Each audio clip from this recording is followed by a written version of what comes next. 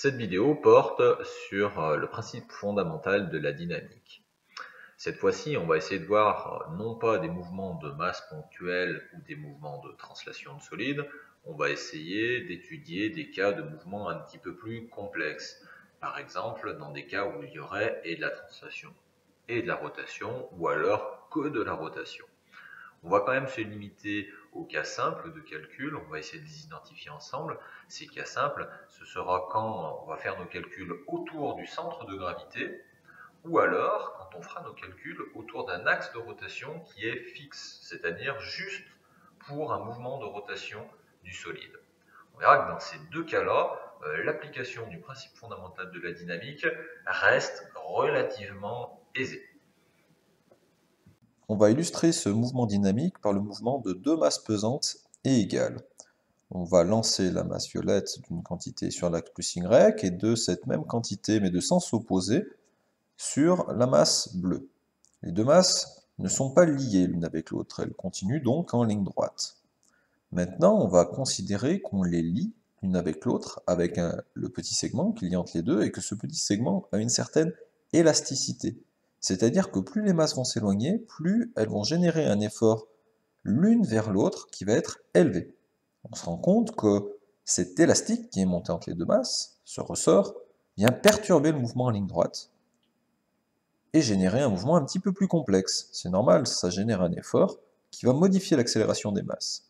Maintenant, considérons que ce ressort entre les deux est infiniment rigide, c'est donc un solide. En lançant de même manière les deux masses, on se rend compte qu'elles se mettent à tourner l'une avec l'autre, dans un mouvement de solide, un mouvement rigide de rotation.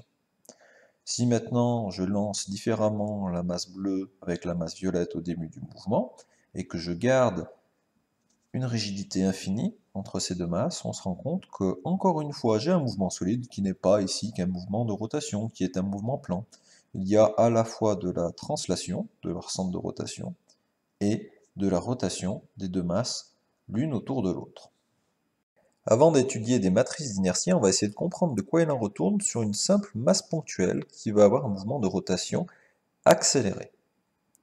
On va considérer qu'elle est mise en liaison pivot par rapport à un bâti. Si on paramètre le problème, on va prendre la distance r entre la masse et son centre de rotation et une accélération angulaire oméga point de mon solide par rapport à un référentiel galiléen, mettons 0. On sait par définition qu'il va subir une accélération tangentielle de oméga point fois le rayon, ainsi qu'une accélération normale, centripète, donc dirigée vers le centre, de gamma point est égale à oméga carré multiplié par le rayon. La démonstration de ces deux accélérations-là se fait grâce à la formule de Bohr. Il y a un couple qui va générer ce mouvement. Ce couple génère un effort Fe au bout du bras de levier, tel que le couple est égal à Fe multiplié par la distance du bras de levier, c'est-à-dire R. Je sais d'autre part, de par mes relations de dynamique, que la force Fe va générer une accélération de ma masse dans le sens de l'effort, tel que gamma, donc ici c'était le gamma tangentiel de tout à l'heure, multiplié par la masse. Je me souviens que gamma tangentiel était égal à oméga point fois R, dans mes relations de cinématique. Je n'ai plus qu'à remplacer l'effort Fe par l'expression du couple divisé par le rayon. En passant le rayon directement de l'autre côté de l'égalité, ça me fait que le couple appliqué sur mon bras de levier est égal à gamma point fois R carré multiplié par M, la masse. Si je redessine le centre de rotation A, le centre de gravité G, ainsi qu'un repère lié à la pièce 1 avec x1 et y1, et que j'exprime le torseur dynamique au centre de gravité, je me souviens que la résultante, c'est-à-dire la première colonne, était égale à l'accélération multipliée par la masse, tandis qu'au centre de gravité, dans le cadre d'une masse ponctuelle, je n'avais pas de moment. Bien sûr, tout ça exprimé dans le repère 1. Et si j'exprime maintenant, grâce aux relations que je viens de voir précédemment, ce même torseur dynamique au point A, j'ai toujours ma résultante, accélération fois masse, qui ne change pas. Par contre, je vais voir apparaître un moment, tel que le moment est égal à l'accélération angulaire, gamma point, multiplié par une quantité m fois r au carré. Cette quantité s'appelle le moment d'inertie. Quand on avait exprimé le torseur dynamique autour du centre de gravité, on n'avait pas trouvé de moment. Ça voulait donc dire que le moment d'inertie autour du centre de gravité était égal à 0. Tandis qu'en écrivant le torseur dynamique au point A, par les formules de déplacement de torseur par exemple, on trouve bien un moment d'inertie. Ce moment d'inertie est égal à la masse multipliée par la distance au carré, dans le cadre d'une masse ponctuelle. Ça veut donc dire que l'expression du moment d'inertie dépend du point pour lequel on souhaite l'exprimer. C'est-à-dire que les formules qui vont nous donner tout ce qu'on va voir après, qui s'appellent des matrices d'inertie, dépendent du point d'expression de cette même matrice d'inertie.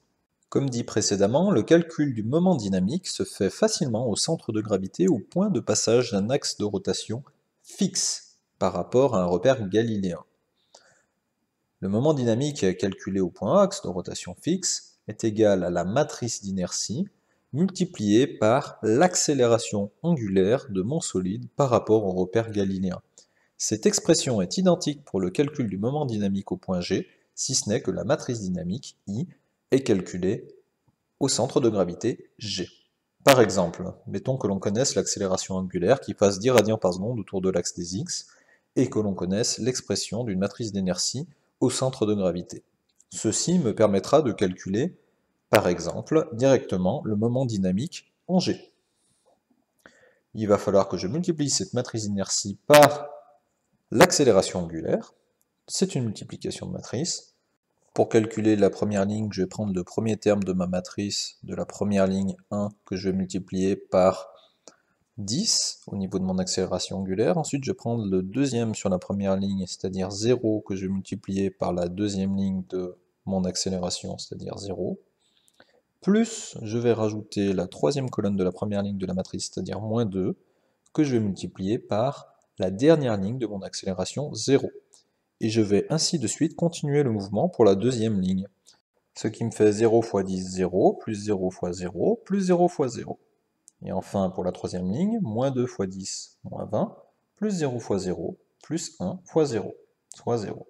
Ce qui me donne donc un moment dynamique qui est égal à 10 Nm sur l'axe des x et moins 20 Nm sur l'axe des z.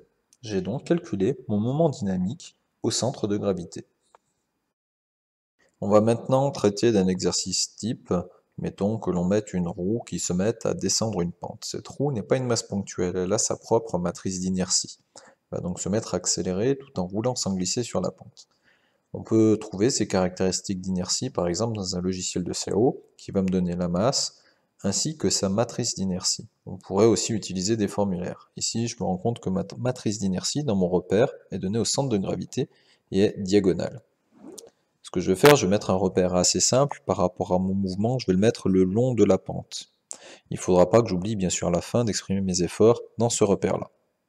Mon accélération, elle, est selon l'axe x1, ax, il y a aussi une accélération angulaire. L'accélération est donnée au centre de gravité.